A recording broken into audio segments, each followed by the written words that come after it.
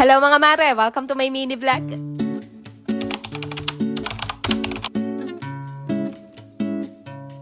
Ang dami nga palaging nagre-request ng pa-house tour, kaya tara mga mare, tuloy kayo dito sa aming munting mansyon. Dito pakita ko sa inyo ngayon lahat ng kasulok-sulukan nitong aming munting tahanan, pero pagpasensyahan nyo na lang sana kung ano man yung maabutan yung kalat dito. Bali 14 square meters pala yung sukat nitong bahay namin, hindi pa kasama dun yung kwarto. Unahin na nga natin tong mini pintuan namin, nagawa lang sa plywood at binalutan ko nga lang yan ng wallpaper. Makikita nyo nga kagad tong aming TV na nilagyan ko ng fluted panel sa likuran, tapos naglagay lang din ako ng maliit na wall clock dyan sa may bandang taas. Para naman nga may konting arte mga mare, naglagay lang din ako ng artificial hanging plant dito sa may bandang gilid ng TV. Tapos dito naman sa ibabaw ng TV rack namin, naglagay lang ako dyan ng wooden calendar tsaka ng plastic na white vase na nilagyan ko rin ng puting bulaklak. Halos karamihan nga ng mga gamit namin dito sa bahay ay nabili ko lang online at mura ko lang din yan mga nabili. At yan na nga ang mini entertainment area namin mga mare. Sobrang simple lang dahil ayoko rin talaga ng maraming nakadisplay. Etong mga drawer ng TV rack hindi ko talaga nilalagyan ng laman dahil mabilis nga lang siya malundoy. Dito ko nilalagay yung mga sandals at sapatos ng batang maliit. Tapos dito naman nga sa kabilang side nakalagay yung lagayan ng remote, yung mga barya, yung essential oil, tsaka yung garment steamer. Lahat talaga ng mga gamit namin dito sa bahay ay meron talagang kanya-kanyang lagayan para hindi nga palagi nangangalat at para madali lang din silang hanapin. At ito nga yung part ng bahay namin mga mare na hindi ko talaga madalas pinapakita sa mga vlog ko dahil parang ang kalat-kalat nga palaging tingnan. So ayun, at meron akong organizer dito sa may bandang taas at dito ko nga lahat nilalagay yung mga gamit ko sa pagbablog. At dito nga nakalagay yung mga tsinelas at sapatos namin, tapos dito naman sa may bandang baba yung mga tools ng asawa ko. Naglagay din nga pala kami ng ganitong pangharang sa pintuan para hindi nga makatakas yung batang maliit. At ito naman ngang sahig namin mga mare is vinyl tiles lang at ako lang din yung nagkabit niya. At ito naman nga ang aming mini salas at ang dami din ngang nagtatanong sa inyo kung saan daw namin nabili tong aming wooden salas set. Bali customized to mga mare at pinalagyan namin siya ng drawer sa ilalim para mapaglagyan pa rin ng mga gamit. Ako nilalagay yung mga basahan namin at dito naman nga sa kabilang drawer yung iba pang mga gamit pang linis. Diyan ko rin nilalagay yung mga kandila, yung mga extrang ilaw at flashlights para just in case nga biglang mag-brown out ay madali lang makuha. Ala, eto nga mga mare, galing sa Jordan Murph Furniture, kaya kung gusto niya rin nga magpagawa ng ganitong wooden sala set, message nyo lang sila directly. Etong binigay nila sa amin, yung meron na rin kasamang dalawang stool at pwede rin nga kayo magpa-customize ng design tsaka ng kulay sa kanila. Naglagay lang din pala ako ng salamin dito sa sala para medyo mas maluwag tingnan, tapos nagsabit lang din ako ng mga boho decors dyan tsaka nitong hanging shelves. Naglagay lang ako dito ng aesthetic na candle, maliit na fake plant tsaka nitong diffuser para laging mabango dito sa sala. Tapos nitong mga iba pang decors at fake plants na na-order ko lang din online. At ayan na nga ang aming mini sala area mga mare, kaya dumako naman nga tayo ngayon dito sa aming mini dining area. Naglagay lang din ulit ako ng salamin dito na nabili ko sa SMA's Hardware, tapos naglagay lang din ako ng buri blinds dito sa may bandang gilid para hindi nga makita yung mga nakapatong dito sa ibabaw ng ref. Isabit lang din ulit ako ng artificial hanging plants dyan para may konting arte ulit, tapos dito naman sa ibabaw ng mesa ko na lang nilagay yung oven toaster tsaka yung rice cooker namin. At ito naman ng dining set namin mga mare, na-order ko lang din sa FB, ilalagay ko na lang din yung page nila dyan sa screen. At ito naman nga ang aming mini pantry area mga mare. Dito nakalagay lahat ng mga pagkain tsaka lahat ng mga stocks namin. And dyan sa taas yung mga lunch bag, yung mga garapon ng kape at asukal. At ito naman nga ang aking mini coffee area. Dito ko nga pinagsama-sama tong aking maliit na aesthetic na thermos, yung lagayan ng kutsarita tsaka itong mga sabitan ko ng tasa. Dito ko na lang din siniksik sa likod yung lagayan ko ng mga bottle condiments dahil wala na talagang space dun sa may lababo. Dito ko na rin nga siniksik itong lagayan namin ng bigas at andito na rin nga yung lagayan ng mga bote ng batang maliit. Sa bandang ilalim naman itong mga bote, meron ulit organizer dyan at dyan naman nakalagay yung mga gamot tsaka yung mga vitamins namin. At katabi naman nga niyan, itong tubigan ng batang maliit na nilagyan ko lang nitong rechargeable na water dispenser. Tapos dito naman nga sa organizer na ito nakalagay lahat ng mga essentials ng aso naming negra, mga dog food tsaka yung mga vitamins niya. Tapos dito naman nga sa cabinet na ito nakalagay lahat ng mga stocks namin ng delata, mga noodles, mga gamit pang luto, biscuits at kung ano-ano pa. Nilagay lang din pala ako ng ganitong rechargeable LED light dito mga mare para mas maliwanag lang din tingnan. At dito naman nga sa gilid ng cabinet nakalagay yung vacuum tsaka yung pang-agyo ko. Dahil maliit nga lang tong bahay namin, kaya lahat talaga ng space dito ay minamaximize ko. At dito naman nga tayo dumako sa aking trono mga mare, ang favorite spot ko dito sa bahay namin, ang aming munting kusina. Dito ko na nga lang nilagay sa ibabaw ng ref lahat ng mga cookwares ko dahil wala na talagang ibang space dito sa kusina na pwede kong paglagyan ng mga to. Nag-DIY na lang kami ng hanging shelf dyan sa ibabaw ng ref at dyan ko na nga lang pinatong yung mga kawali ko. Tapos dito na lang sa ibabaw ng dish rack namin ko nilagay yung mga gamit ko pang pangluto, kagaya nitong mga cooking utensils, tsaka itong knife set ko. Yan ko na nga lang din siniksik tong lagayan ko ng used oil, tsaka nga itong patungan ng mga kaldero. Ang hirap talaga mga mare kapag maliit lang yung space mo dahil lahat nga ng gamit mo ay nagsisiksikan lahat. Ito ko na lang din pala sinabit sa may bandang taas, itong lagayan ko ng mga sibuyas, tsaka ng bawang at luya. Ito naman nga yung dish rack namin mga mare, dito sa taas nakalagay yung mga baso at kutsara, at sa baba naman yung mga plato at mangkok. Pwede mo siyang hilahin ng ganyan kapag meron kang kukunin, at saktong-sakto nga lang din yung size niya dito sa aming munting kusina. Tapos dito naman nga sa may bandang baba mga mare, meron akong maliit na cabinet dito, at dito ko naman nga nilalagay yung mga organizers, mga tupperwares, at yung mga mangkok na ginagamit ko sa pagluluto. Nandito sa side na to yung aming lutuan, yung microwave, tapos dito naman sa taas na cabinet ko nilalagay yung mga hindi ko madalas ginagamit. Tapos meron din akong organizer dito sa taas, at dito naman nakalagay yung mga stock ko ng mga gamit pang luto, kagaya ng mga mantika, toyo, suka, ketchup, at kung ano-ano pa. Naglagay lang din ako ng wall fan dito para hindi naman masyadong mainit kapag nagluluto or kapag naghuhugas ako ng plato. Tapos naglagay lang din ako ng LED light dyan sa ilalim ng cabinet para mas maliwanag lang ding tingnan. Andito rin sa lababo yung water purifier namin, at naglagay lang din ako dito ng sabitan. Tapos nag-DIY lang ulit kami ng patungan dito sa may ilalim ng cabinet, at dyan ko naman nga nilagay yung mga seasonings ko. Halos lahat lang din talaga ng mga patungan at mga cabinet dito sa bahay namin mga mare, puro DIY lang. At halos lahat nga ng mga gamit namin dito sa bahay, lalong-lalo na nga dito sa kusina, gamit na gamit ko din talaga yan lahat. Hindi sila yung tipong mga naka-display lang dyan mga mare, dahil gamit na gamit ko talaga yan lahat araw-araw. Dito naman pala sa may bandang taas ko nilalagay yung mga salaan ko, tapos meron din ako maliit na organizer dyan, at dyan ko naman nga nilalagay yung mga kitchen towels namin. Mas gusto ko rin kasi talaga mga mare na lahat ng mga gamit ko ay accessible lang at madali lang mga kuhanin. Ito naman nga pala sa ilalim ng lababo nakalagay yung tangke ng gas, yung basurahan, yung mga panglinis dito sa kusina, at yung mga stocks ko ng mga sabong panglaba. Lahat talaga ng space dito sa bahay namin mga mare, gamit na gamit talaga lahat at wala talagang lasaya. At kahit maliit lang yung bahay natin, ay ipagpasalamat natin yan dahil kahit papano nga ay meron tayong nasisilungan. Pero syempre, patuloy pa rin tayong magpupursige at mangangara para balang araw nga ay magkaroon tayo ng mas maayos at mas maluwag na matitirahan. At sana ay nag-enjoy kayo dito sa aming munting mansyon. Kaya paano mga mare, good night na muna at ayun lang muna ulit for today.